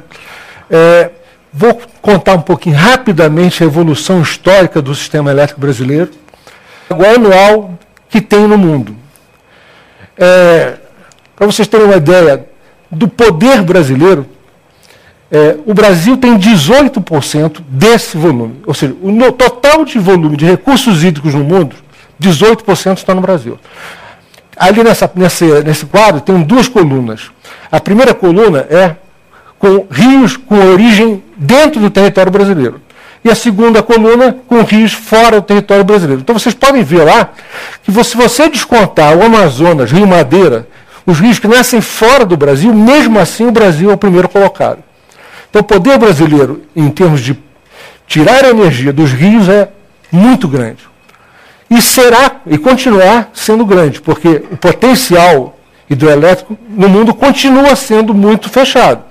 Praticamente os mesmos países que dominam hoje a eletricidade continuam dominando. A Rússia, a Índia, a China, tem Congo, que é fantástico o potencial hidroelétrico do Congo, mas evidentemente não tem recursos financeiros para expandir. E como é que é a estrutura da matriz elétrica nos países, né? Quais são os países que têm semelhança com o Brasil? Bom, a Noruega é o país mais hidroelétrico. Tem o Paraguai, que é mais hidroelétrico que a Noruega, mas eu não estou incluindo porque o Paraguai é um país pequeno e não tem os problemas do modelo elétrico que tem os países grandes. Então a Noruega é o país mais hidroelétrico. A Venezuela, logo depois do Brasil, a Venezuela, depois o Canadá, e rapidamente vocês veem que vai caindo. Vocês podem olhar, por exemplo, que os Estados Unidos ele tem mais potência instalada hidroelétrica do que o Brasil. Mas ele só representa por volta de 8% da energia americana. Qual é a verdadeira semelhança entre os sistemas? A questão não é ser hidroelétrico, a questão é saber qual é o sistema que consegue guardar água. Quando você guarda água, e você consegue guardar ela por algum tempo, isso muda a questão completamente. E o único país que tem semelhança com o Brasil é o Canadá. Vocês podem olhar no gráfico que o Canadá, a soma dos reservatórios dele chega a quase 700 quilômetros cúbicos. O Brasil tem mais de 500 quilômetros cúbicos. Você imagina um cubo que vai mais do que o Rio São Paulo, né, e com uma altura de 500 quilômetros. Esse é o volume d'água que está armazenado na... Vou contar uma coisa muito difícil de explicar para vocês que o sistema elétrico brasileiro é completamente singular no mundo. Não existe nenhum setor que funcione como o sistema elétrico brasileiro.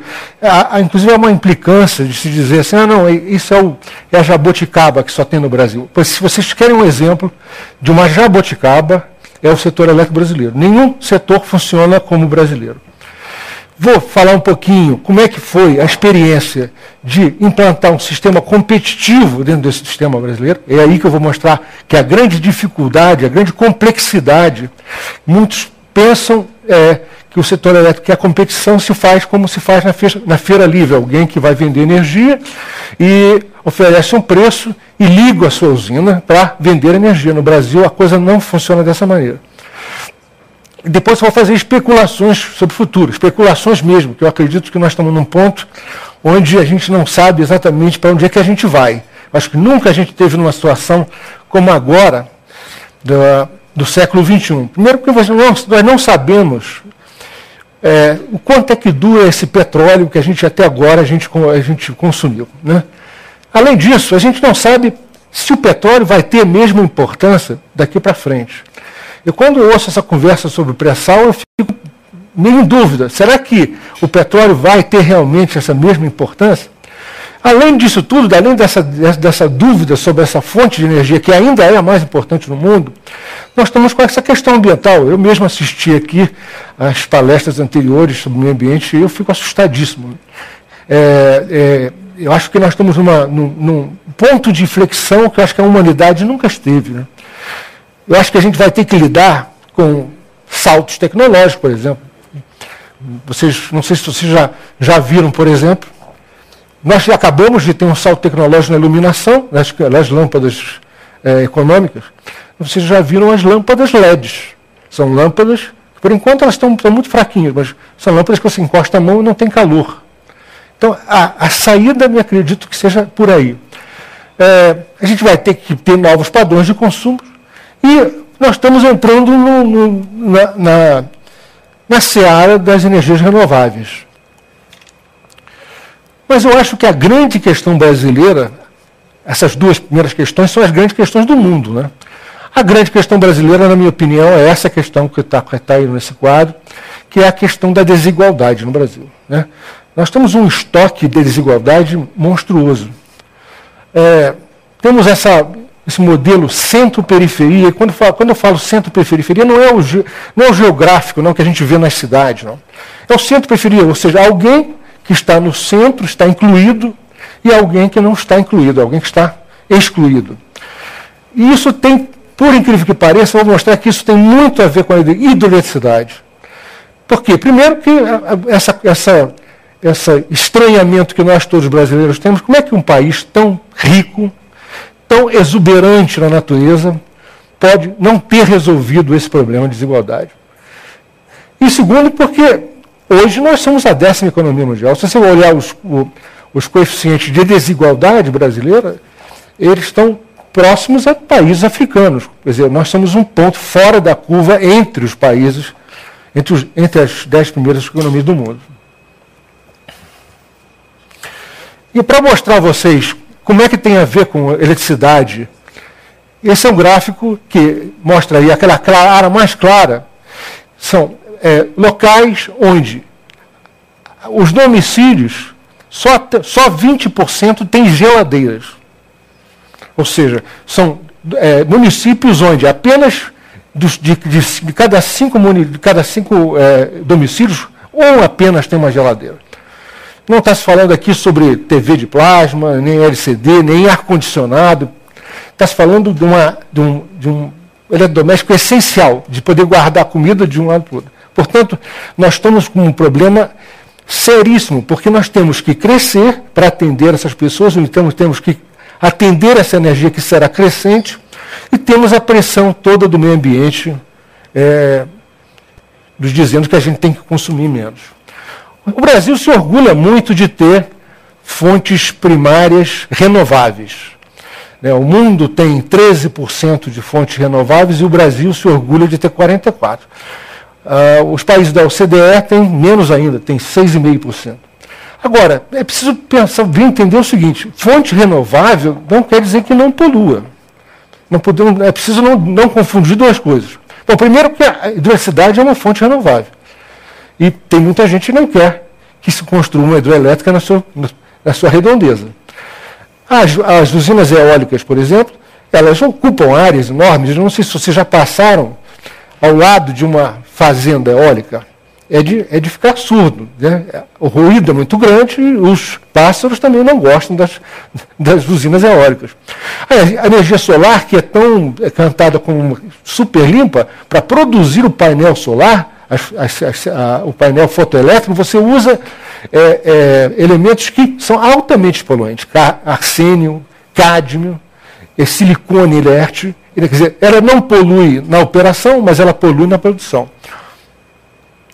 A única fonte de energia que é realmente renovável, vocês têm em casa. Nós todos temos. Se vocês pegarem nos seus aparelhos elétricos e colocarem a mão na tomada E se a tomada estiver quente, tem alguma coisa errada. Uma tomada que você pegue uma faca ou uma lixa e lixe os terminais, para que os terminais fiquem brilhantes. Aquilo é uma mini usina, porque onde estava esquentando, deixa de esquentar. Então, nós temos um enorme desperdício. Nós não sabemos aproveitar ainda todo o potencial da energia. Então, a única fonte que não polui absolutamente nada e não incomoda ninguém é eficiência energética. Essa realmente ninguém bate. E, além disso, é a mais barata de todas. Também incomoda alguém, porque eficiência energética significa menos faturamento e, portanto, menos venda de energia. Então, é uma coisa também que tem que ser negociada com o mundo que a gente vive. O Brasil, esse quadro aí mostra que 5 países no mundo, eles detêm 50% da energia hidroelétrica. É um clube mais fechado que o do petróleo.